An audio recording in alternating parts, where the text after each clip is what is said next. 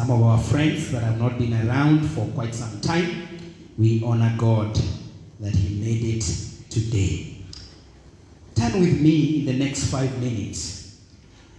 Turn to the book of Hebrews chapter 6. Hebrews chapter 6. Turn to Hebrews chapter 6. Very easy to find Hebrews, especially if you are using the mobile, these gadgets. Hebrews chapter 6. Let me read for us verse 9 to verse 12. Hebrews 6, verse 9 to verse 12. The Word of God says, even though we speak like this, dear friends, we are convinced of better things in your case, the things that have to do with salvation. If you have King James, it says the things that accompany salvation. God is not unjust. He will not forget your work and your love and the love you have shown Him as you have helped His people and continue to help them. We want each of you to show the same diligence to the very end, so that what you hope for may be fully realized. We do not want you to become lazy, but imitate those who through faith and patience inherit what God has promised. For the time that I have, I want to share with us very briefly, and I want to tell you, don't quit. Don't quit. The book of Hebrews was written to some Jewish converts who, due to persecution and suffering, were on the verge of falling away from faith in Jesus Christ. Hii kitabu ya Wahebrania iliandikiwa Wakristo ambao walikuwa wameokoka kutoka kwa Judaism, and they went through so much that many of them were contemplating going back to the world, going back to their former religion. And so the writer of this book aims to encourage them to hold on to the faith no matter the challenges.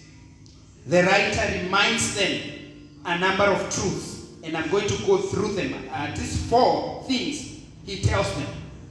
Number 1, he tells them there are better things that accompany salvation.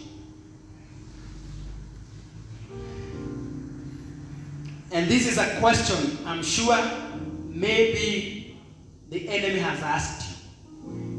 Or if he has not, he will one day.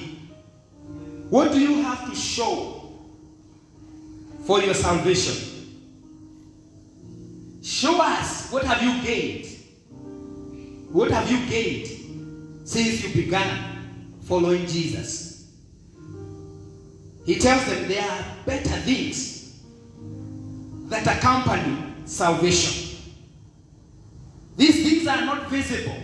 That's why they question us, because they can't see them. But there are a number of things that accompany salvation. There is peace with God. There is forgiveness of sin. There is a relationship with God. There is hope after this life. And there is eternal life. Because these things are not visible. I want you to know that human beings operate with the 5 senses. The hearing. What else? The second sense is sight. Third, touch. 4th, smell. 5th, taste. That's how the world operates. But the things of the Spirit can't be noted this way. Sometimes they don't see anything. There's no change. We still stay where we were staying before we accepted Jesus. Sometimes it look like things are worse now than before. These things happen. And if we are not careful,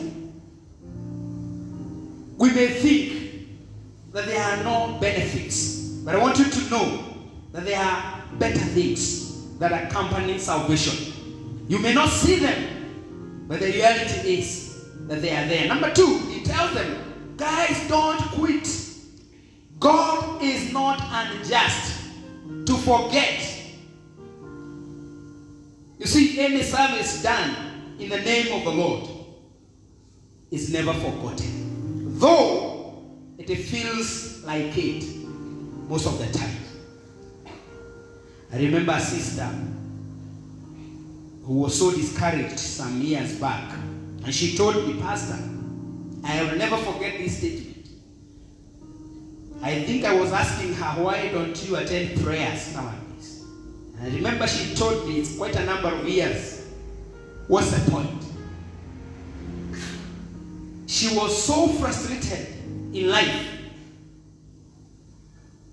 that she questioned, what's the point? What's the point of being there? If I've been there this many years, and then this happens, what's the point? I will never forget that statement. I think that was the first time to hear that statement. What's the point? I don't know whether you have ever felt like that. What's the point of serving God? Why should I serve? Be there in church like every day. I'm there early morning. I'm the last one to leave. And then I lose my job. What's the point? What's the point of serving God? And I don't know why. I've never understood this. Maybe somebody will help me. The guys who seem not to be serious, seems like they do okay out there. The guys who are not serious, surely you can't even say they are really born again. Seems sometimes like they are doing okay. And sometimes we can feel like God is unjust. I'm here to remind you, friends, God is not unjust. You could have said amen. You see, you even don't believe.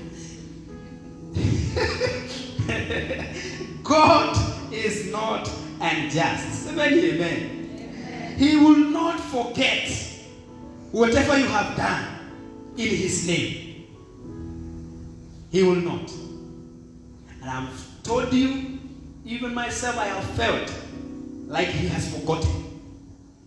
But if the word of God is true, God will never forget anything you have ever done in his name.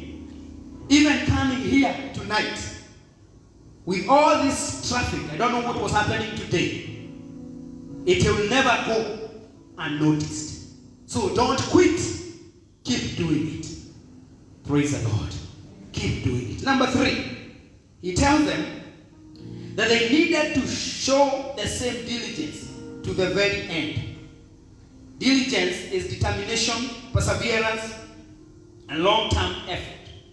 In other words, he was telling them, guys, don't quit and don't slow down. There are people who don't quit. They don't quit church. But because of discouragement, they slow down. They slow down.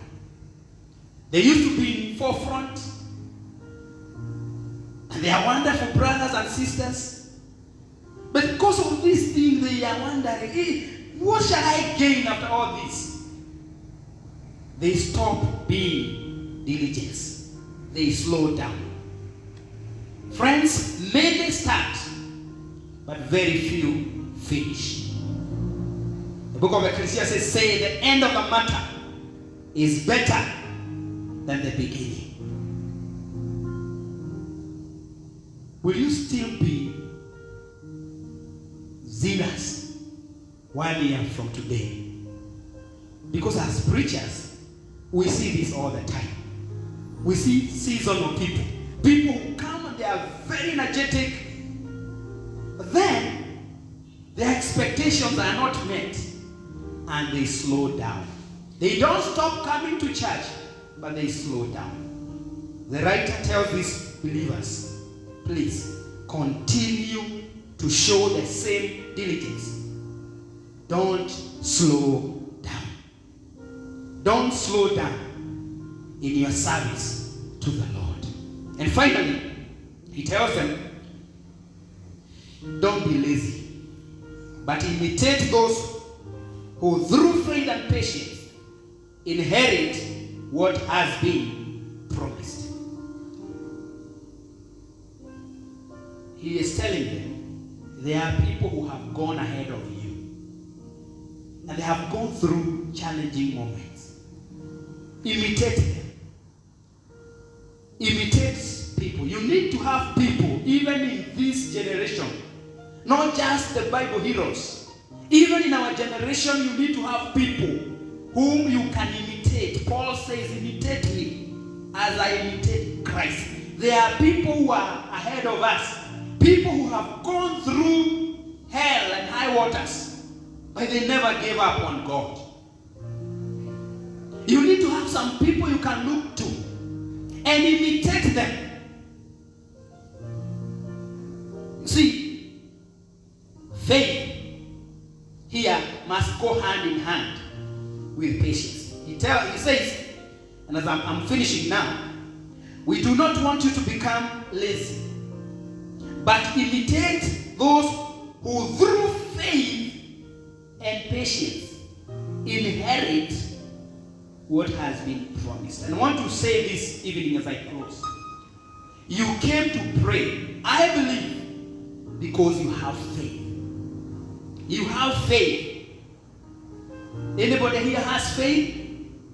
Oh, respond. Anybody has faith? If you didn't have faith, you couldn't have come. You came because you have faith in God. But now, tonight, we are being challenged to add patience to our faith. Wow. You came to pray, as I have said, because you have faith. But remember, patience is needed if you will see what has been promised. Many people have faith. That's why they pray. But they lack something called patience. There are many things I've prayed for. There are many things you have prayed for. There are many things you continue to pray for. And the reason you are praying is because you have faith. But this evening I want to ask you, do you also have patience? There are things I wish would happen yesterday. That's another reason why people slow down. Because they are not patient. Tusimame wote. And tonight, I want us to ask the Lord to give us patience. It's a virtue. It's a fruit of the Spirit. Patience is one of the fruits of the Holy Spirit. Because if you are not patient, you may have faith. But if you are not patient to wait until you see the promise being fulfilled, you will quit. Young people, you are the majority here. Let's ask the Lord to give us patience. It is through faith and patience. There are things that won't happen immediately. Our generation, some people call it the microwave generation. We want things instantly. We want to pray here and find the answer at the gate. There are times God can do that. But the God I know, sometimes He takes His time. I don't know why. It's like He's not in a hurry. Anagoja usumbuke. Anagoja upige